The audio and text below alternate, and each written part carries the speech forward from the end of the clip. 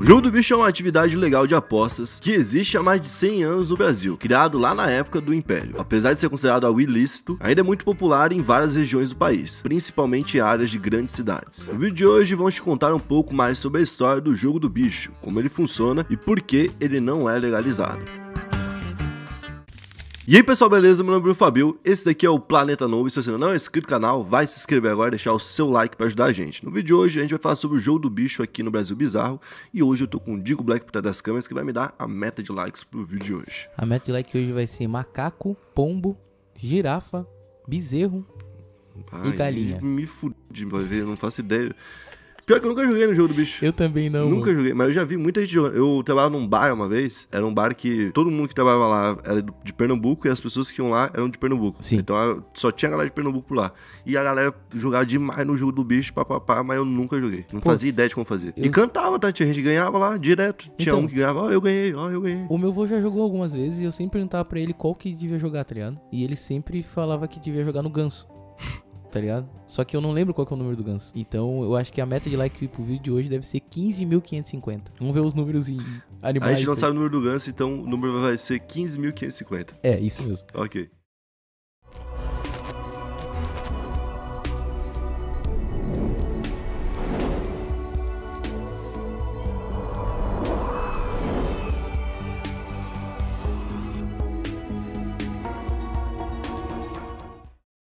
Em 1982, o barão João Batista Viana Drummond, do Rio de Janeiro, organizou uma rifa para atrair o público ao seu zoológico, que na época estava com chance de ser fechado. Cada ingresso para o zoológico tinha a imagem de um animal, e a cada dia quem tivesse um bilhete com um animal sorteado ganhava um prêmio que era equivalente a 20 vezes o valor do ingresso. Logo então, a rifa do barão se popularizou. Um dos principais motivos era que o prêmio superava em muitas vezes a renda mensal da maioria dos trabalhadores. Então quando ele criou isso, a expectativa dele era de atrair mais público, mas não de criar, né, um negócio que ia mexer com o Brasil inteiro, obviamente. Né? Então muita gente no início comprava porque era divertido. Você podia colecionar. Você podia tipo, eu vou ir lá ver o zoológico e vou botar ali o leão no bilhete. Na época não tinha muito esse negócio de personalizar nem nada, né? Porque era uma época, a gente tá falando de 1800 e pouco, certo? Não. Então a pessoa poder personalizar, ter um macaquinho ali, ou ter um elefante, ou ter alguma coisinha ali, a pessoa já achava isso aí demais, certo? Esse já era o primeiro fator pra pessoa comprar. O segundo fator foi o sorteio em si, que começou a muita gente vencer o sorteio, né? Então falar, isso aqui dá dinheiro, vou continuar comprando. Então o que começou a acontecer? Tinha tanta gente querendo comprar o ingresso, que teve gente que pensou, posso comprar os ingressos, para não ter mais ingresso à venda, certo? E revender para os outros mais caro. Surgiram então os cambistas. E mais ou menos assim, então começou a surgir o jogo do bicho. E na época se tornou tão forte o jogo do bicho que a galera que tinha, por exemplo, mercado, banca, farmácia, qualquer coisa do tipo, era obrigada a vender o jogo do bicho para atrair o público para vender o resto, entendeu? Porque, por exemplo, se você não vendia na tua farmácia, uma outra farmácia ia vender. Claro. E aí o público ia lá e falava, já vou lá, porque lá já tem o jogo do bicho, entendeu? É tipo o que tem mais ou menos na lotérica, né? Que a gente vai em alguns lugares, aí tem tipo... Tem o jogo da Mega Sena, mas também tem outros jogos ali, de outras coisas. Tem vários tipos de jogo. E na época começou a surgir outros jogos, né? Que não eram do Barão, não eram do Zoológico, né? E esses aqui eram feitos ali, literalmente por qualquer um. E aí tinha gente que fazia só o jogo e não aparecia, por exemplo, pra pagar. E começou a virar uma bagunça danada. Então foi meio que ficando ali naquele lugar meio de... não é muito bem visto, sabe? Porque aqui tu pode perder dinheiro. Dependendo de com quem tu for jogar, tu vai perder teu dinheiro. Então ali em 1890, no final da década, quase já em 1900, né? As autoridades começaram a boicotar a prática dos jogos. Onde você, tipo assim, tinha alguns locais da cidade que você ia e tinham ali barraquinhas armadas nas calçadas e as pessoas ficavam ali jogando a céu aberto. Isso aí passou a não existir mais no Brasil. E na época o argumento era o cumprimento do bom costume e pela moralidade do brasileiro. Então, né, foi baseado basicamente ali, tipo, em não pode.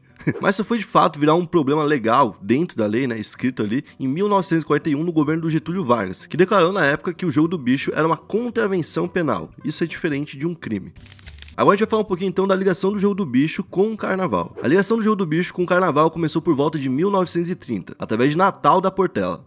Natal, desde cedo, foi muito envolvido no mundo do samba. Depois de perder um braço por conta de um acidente de trem, perdeu o trabalho e foi trabalhar como anotador de bicho. Pouco depois, virou gerente de banca e depois conseguiu montar a sua própria, vindo então a se tornar um bicheiro, controlando a área de Madureira. Depois do falecimento de um grande amigo seu, Paulo da Portela, Natal resolveu homenageá-lo investindo dinheiro na Portela. Então aqui a gente teve um primeiro caso ali, né, de um cara que ganhava dinheiro. Nessa época que a gente tá falando antes ainda, né, da proibição. A proibição de fato vem em 41, a gente tá falando de um cara que começou a investir nos anos 30. E a gente teve outras pessoas investindo, ali na Beija-Flor, Beija-Flor, Imperatriz, Vila Isabel, Salgueiro, toda a grande escola de samba, então tinha ali um cara por trás investindo e muitas vezes era um bicheiro que era dono de muito mais coisa. O cara era bicheiro, mas ele era dono de uma rede de supermercado, o cara era bicheiro, mas era dono de uma rede de farmácia, então a galera conhecia ele de outras formas até às vezes. Mas pra quem nunca jogou o jogo do bicho, como que o jogo do bicho funciona, né? No jogo do bicho a gente tem 25 animais e ali nesses 25 animais a gente tem 100 números que são sorteados, certo? Os animais são posicionados da posição 1 até o 25. Na primeira posição a gente tem o avestruz e na última a gente tem a vaca, porque a ordem é alfabética. Então começa no avestruz e termina na vaca. Cada animal então tem 4 números. Eu falei que são 100 números e a gente tem 25 animais, né? Então a gente tem no avestruz que é o primeiro, o número 1 até o número 4. Número 1, 2, 3 e 4. Doideira. E a vaca, por exemplo, é o 97, 98, 99 e o 00. E a partir disso a gente tem vários tipos de apostas. Você pode apostar, por exemplo, mais de um animal ao mesmo tempo, para ter mais chance de ganhar e com isso ter um preço maior. Mas é mais comum escolher um animal e ficar esperando sair um dos 4 números ali, né? Bom, então você vai ganhar um bilhete e nesse bilhete vai aparecer um número maior do que o número de fato, lá que é o número do animal, né? Por exemplo, se você receber o bilhete 9023, vai ser um bilhete então 9023, o animal vencedor seria a cabra,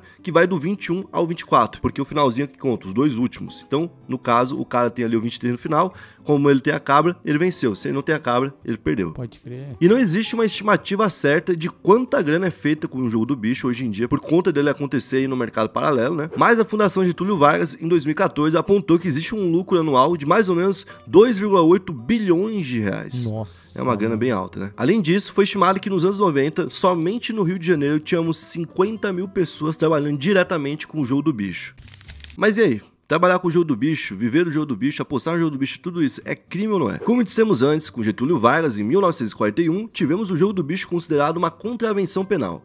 Porém, não um crime. No Brasil, juridicamente, as infrações penais se dividem em 2 grupos. As contravenções penais são aquelas de menor gravidade, envolvendo punições como multa e prisão simples, de no máximo 5 anos. Já os crimes são as infrações graves, com penas de até 40 anos. Então, basicamente, quando você recebe uma pena de até 5 anos, normalmente você não vai preso, certo? Ou se você vai preso, você fica pouquíssimo tempo se você se comportar lá dentro. Então a galera fala que são crimes que não dão cadeia. E por conta de ser um crime que não dá cadeia, ao mesmo tempo, quem tá por trás do jogo do bicho, que ganha dinheiro com o jogo do bicho, são pessoas que ganham muito dinheiro, a gente falou aqui, são bilhões, né? Pelo poder dessas pessoas e pela falta de uma lei contra diretamente eles continuam livres e continuam poderosos, né? Porque eles investem na cultura, investem na política, investem de todas as formas, igual outros bilionários que tem aqui no Brasil. Igual a gente viu, por exemplo, a tentativa de passar agora a lei da Shein, né, no Brasil, que era uma tentativa para poder agradar alguns donos do Brasil, bilionários como o dono da Van, a Magalu e outras empresas que estão sentindo o impacto da concorrência com o mercado chinês nesse momento, né? O mais doido é isso, porque os caras tiram dinheiro de um lugar pra poder investir no outro, né? É isso, cara, é isso que a gente tá falando, tipo, eles recebem o dinheiro do jogo do bicho, mas esse dinheiro vai parar em outros locais. Então, basicamente, esse dinheiro pode ser investido em todo tipo de lugar. E tem uma outra situação, o jogo do bicho já é reconhecido como algo que dá dinheiro. Então, tem regiões onde o crime toma conta ali do jogo do bicho, na região, porque sabe que vai conseguir dinheiro como se fosse uma boca de tráfico. Então, com isso, a gente começa a ser, por exemplo, pessoas que controlam o jogo do bicho, que são literalmente do tráfico ou que são de outras facções. E o crime entra pra dentro do jogo do bicho, pela falta de fiscalização nessas empresas de jogos, que é o que elas seriam se fosse totalmente legalizado. Então, por isso, a gente acaba tendo ali uma proximidade, às vezes, do jogo do bicho com o mundo do crime, mas o que não é exatamente necessário. Pode acontecer de forma independente, dependendo do local, né? Se você tem uma região onde o crime tá dominando tudo, todo tipo de comércio, todo tipo de situação, obviamente o jogo do bicho também vai ser dominado pelo crime. Mas o jogo do bicho, além de virar motivo de guerra, certo? Ele também entrou aí pra nossa cultura dando várias expressões, como, por exemplo, a expressão Deus zebra. O que é Deus zebra? Deus zebra é quando, por exemplo, o Brasil perde pra porra da Croácia, né? Nossa. Ali deu zebra. Ali deu zebra demais. Mano, eu apostei acho que 500, juro por Deus. Deu zebra. Não, eu tava assim, será que eu boto 4-0 ou 3-1? Qual que eu coloco? Olha só, mano. Eu com o dedinho aqui. Com aquele sorrisinho já, pensando na E vitória. por que deu zebra? É uma expressão. Por causa que eu acho que quando cai no número errado, eu acho que o cara pensa assim, não era o número que eu queria. Deu zebra. Deu zebra. Mas por que não deu macaco? Por que deu zebra? É verdade. Não sei, eu acho que... eu não sei por quê, porque me veio na cabeça agora, eu acho que é listrado. Não. Não? É porque a zebra não tá no jogo do bicho. Então é quando acontece algo realmente impossível.